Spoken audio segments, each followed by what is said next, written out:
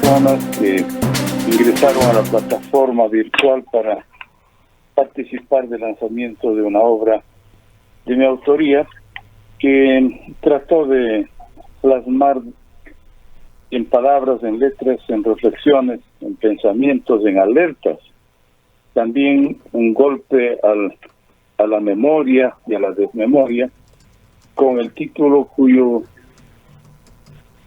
nombre, en efecto, y título usted ha tenido la bondad de emitirlo: Historia, Cultura y Pandemias.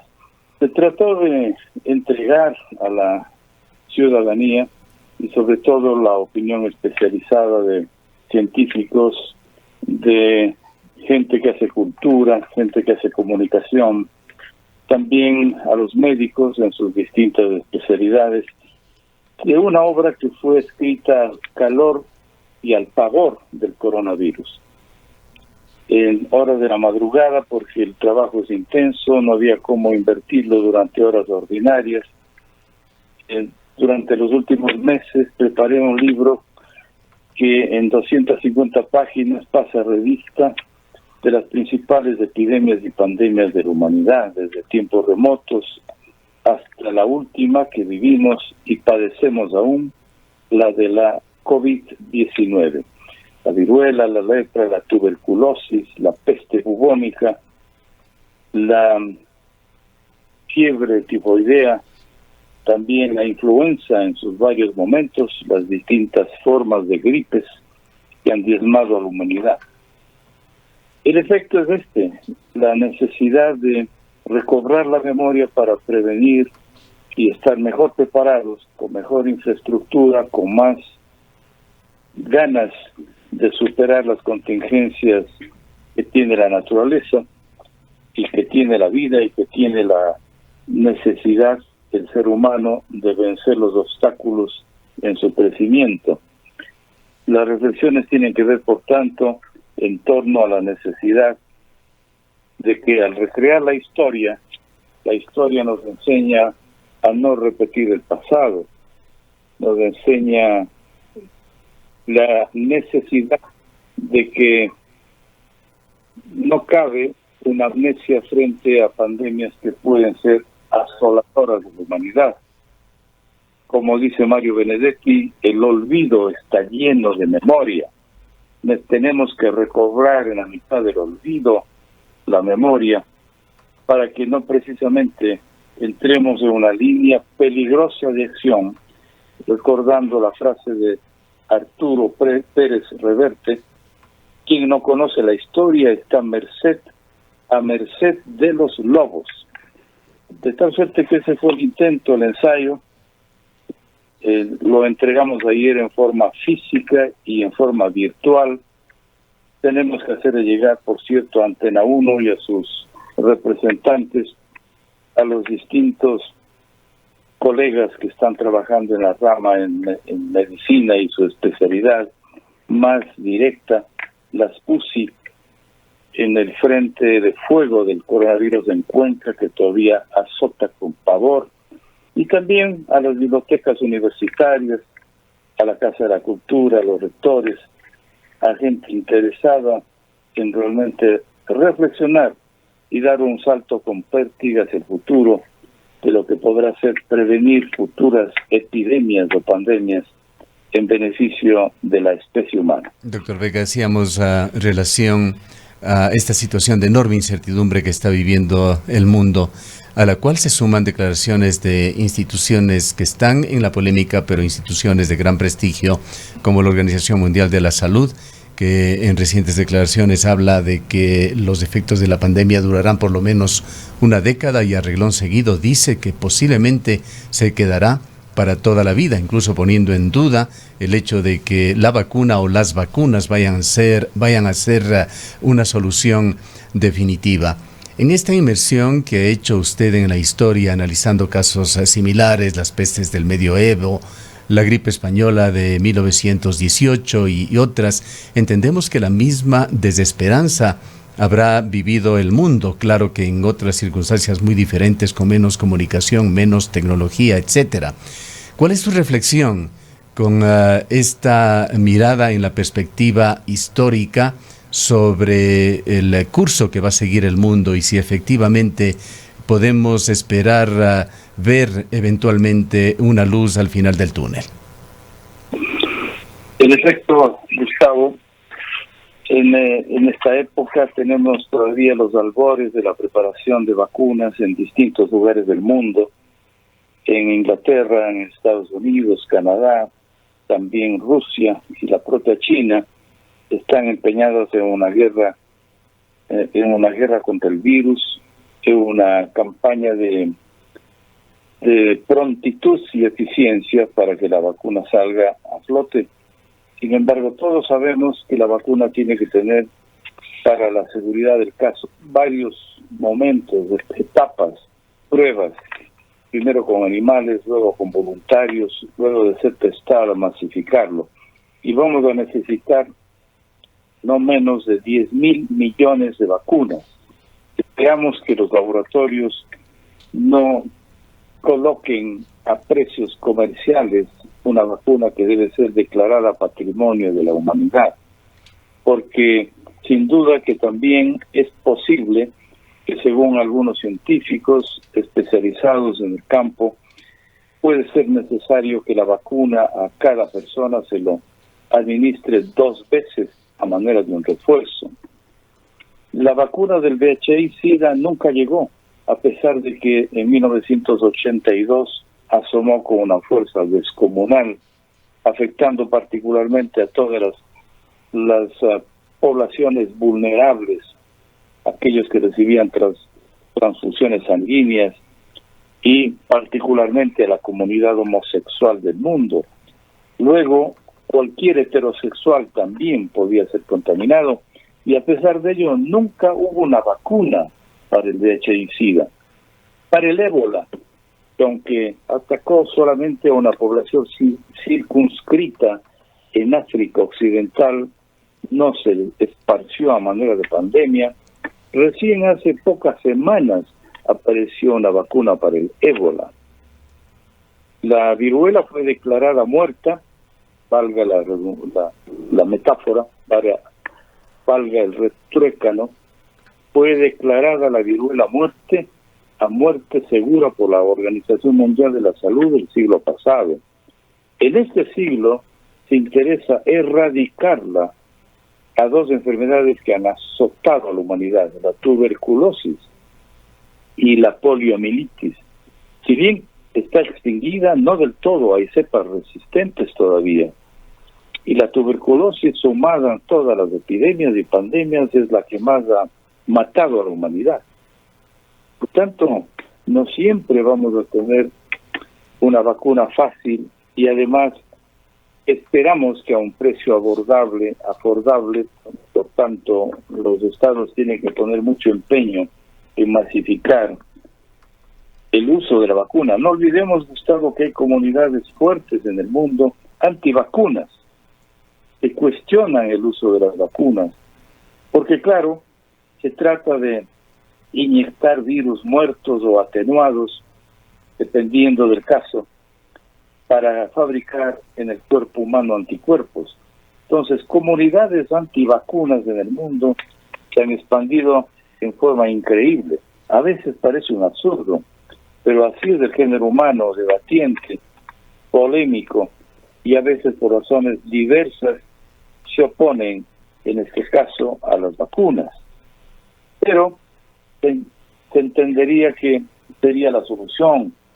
Ahora sí están apareciendo formas de terapia distintas y que algunas míticas, otras engañosas, algunas inclusive supersticiosas y muchas de ellas peligrosas, que por lo menos mitiguen los síntomas ya existentes, los síntomas y signos ya existentes del coronavirus.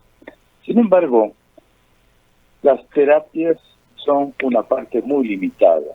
Hasta que no venga una vacuna fiable, confiable, plenamente testada, la única vacuna es el lavado periódico de las manos, la mascarilla, el distanciamiento, el ser responsables y no tener aforos peligrosos en reuniones que puedan ser simplemente recreativas, y que las distintas formas de trabajo tengan las seguridades medioambientales y laborales para que podamos ponerlo a buen resguardo a la población del virus.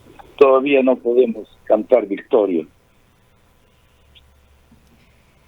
Doctor Vega, justamente usted ya tocó este tema y quisiéramos ampliar quizás sus reflexiones sobre estas terapias. Usted ya habló de los grupos antivacunas, pero han surgido y con un debate bastante fuerte, bastante profundo, el uso de terapias alternativas, como por ejemplo el uso del dióxido de cloro. Hay grupos fuertes también desde la sociedad que lo vienen defendiendo con intensidad, y es más, lo hacen en rechazo también a lo que denominan el poder de las farmacéuticas, el poder de los estados, estas intenciones aparentes de dominar a través de la enfermedad. Y vemos además también que detrás de este dióxido de cloro también empiezan a surgir ciertos negocios y componentes respecto de su promoción. Esto y las posibilidades de otras terapias. Recientemente el gobierno nacional anunciaba que llegó un kit importante de una medicina que contribuye a el tratamiento de la COVID-19.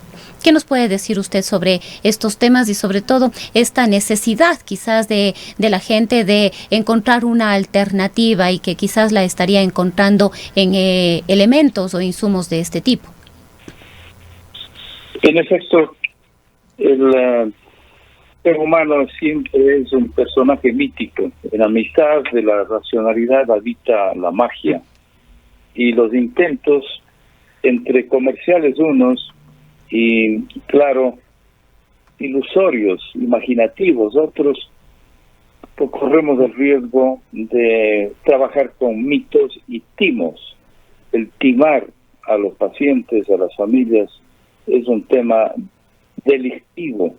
Y eso sí puede pasar cuando se trata de hacer negocios de terapias falsas. Hay otro mundo en el campo de la magia que ha sido una constante en todas las epidemias y pandemias. Las rogativas, los detentes, los santos patronos de cada una de las enfermedades. Por ejemplo, la Cruz de Lorena se invocó particularmente como un preventivo para la tuberculosis en los hospitales.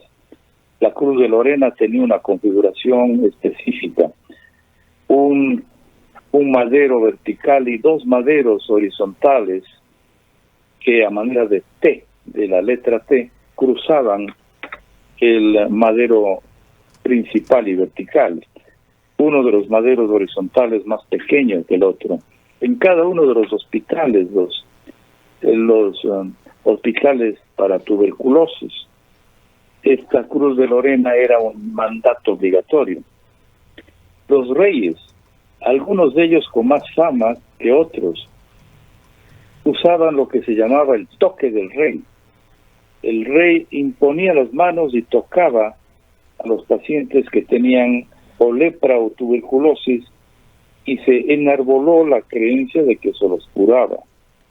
El toque del rey, el toque real, supuestamente sobre las escrópulas, aquellas escrópulas que son las que se evidencian en la piel, fruto de una larga vivencia y padecimiento de la tuberculosis. Cada pandemia ha tenido su santo patrono. Uno de los clásicos ha sido San Judas Tadeo, un apóstol que laboró en Asia Menor, no precisamente Judas Iscariot, Judas Tadeo, y que ha sido particularmente venerado en la mitad de las catástrofes. Después del terremoto de México en 1985, el culto a San Judas Tadeo es otra epidemia. La gente lo sigue sin fiambre. No olvidemos que en el desastre de la Josefina, cuando se inundaban las ciudades de Cuenca y Azogues y sus alrededores, la imagen de San Judas Tadeo circulaba abiertamente en las poblaciones afectadas para exorcizar una catástrofe. Por tanto, tenemos los seres humanos un pensamiento mítico, mágico en la mitad de la racionalidad. Y este es el caso también de los derivados del cloro, algunas formas de sustancias derivadas de la quina, de las quininas, que sí son ciertas y efectivas para el paludismo, pero no precisamente en forma indiscriminada para los pacientes con coronavirus. En este orden de cosas, las terapias naturales, las terapias ecológicas, pasan por ser terapias absolutamente transitorias y que calman la angustia de las familias, pero no tiene un tratamiento efectivo. Por tanto, creemos que una de las cosas más importantes es el difundir con suficiente responsabilidad para que la población se proteja con las medidas de bioseguridad tradicionales y conocidas, y que no sea asaltado en su ingenuidad por tratamientos que pueden ser o comerciales o mágicos. Vayamos al otro tema, doctor Vega, que no podemos dejar de tratarlo por la importancia coyuntural, el tema electoral. Usted fue presidente del Consejo Electoral Transitorio en la época de importantes cambios con Julio César Trujillo y de hecho hizo un intento por cambiar también, por mejorar el sistema electoral. Pero estas intenciones, más allá de quedar escritas, poco se aplicaron. La configuración de un Consejo Nacional Electoral y un Tribunal Contencioso Electoral que a través de sus actuaciones se han mostrado divididos y con posiciones parcializadas, han sido motivo ya de una declaración de una importante organización, la Comisión Nacional Anticorrupción, Comisión Ciudadana, que el día de ayer ha advertido que hay un organismo electoral que ha perdido legitimidad y que podría actuar en función de intereses particulares. Esto es lo que opina, luego de dialogar con 70 organizaciones, esta organización ciudadana. Y por allí tenemos ya declaraciones de precandidatos, Balda, por ejemplo, con un discurso de un trasnochado nacionalismo, Alvarito con su show, un prontuariado como este señor Salcedo señalando que está tentado a ingresar en la política ecuatoriana, incluso el más ecuánime Guillermo Lasso, repitiendo epítetos hoy convertidos en eslogan de campaña. Y más allá de esto, se tiene una izquierda, una derecha, incluso el indigenismo disperso y dividido. ¿Cuál es su opinión sobre cómo viene esta nueva campaña electoral cuando estamos a solamente 6 meses de elegir nuevas autoridades y un nuevo gobierno? En efecto, conviene recordar, estimado Gustavo, que el Consejo Nacional Electoral Transitorio no fue elegido por el gobierno, fue elegido por el Consejo de Participación Ciudadana y Control Social Transitorio, presidido por Julio César Trujillo, entidad que tampoco salió de la nada. Es un organismo que partió de la consulta popular de febrero del 2018, en donde, en base de preguntas que aderezaba el gobierno al pueblo, legitimó este Consejo de Participación Ciudadana Transitorio, conformado por Miriam Félix, rectora de la Universidad de Calceta en Manabí, por Luis Macas, dirigente indígena. También estuvo en el Consejo de Participación Ciudadana el doctor Zavala Egas. Recordemos también que un militar en retiro, el coronel Hernández, estuvo en el mismo. El secretario fue Darwin Seraquive, y también participaron empresarios dentro de este consejo. Yo diría que los pasos trazados por ese consejo fueron ventajosamente de altísima credibilidad y respaldo ciudadano. Por ejemplo, uno de los aciertos es la Corte Constitucional. Yo diría que también, en la medida de los análisis posteriores, creería que la fiscalía con la cabeza principal en Diana Salazar es un éxito del Consejo presidido por Julio César Trujillo y nacido de la consulta popular. No es inconstitucional, es perfectamente constitucional. Y en el caso particular nuestro, fuimos designados por ese Consejo de Participación Ciudadana, miembros del Consejo Nacional Electoral transitorio. Por unanimidad de los miembros, con excepción de mi voto, se me eligió presidente. Heredamos un organismo que tenía el 12% de respaldo ciudadano, medido por encuestadoras probas como Sedatos, por ejemplo, y Transparencia Ciudadana. Y lo dejamos a los 4 meses con el 78%.